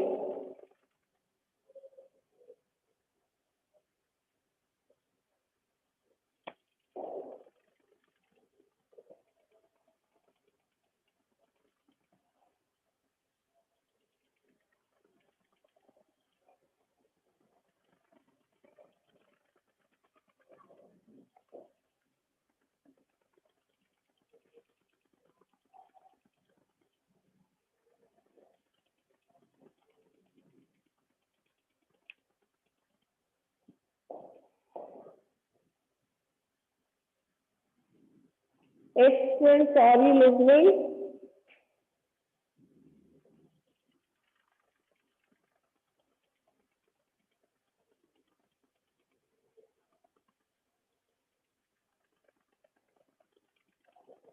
Yes. Sanjana?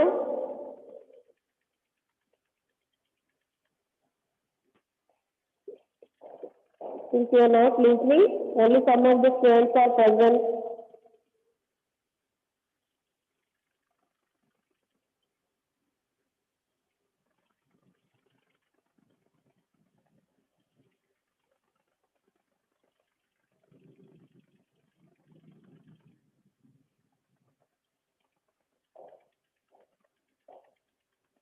I'm not getting any response, students. Only 5 of them are present. Sanjana?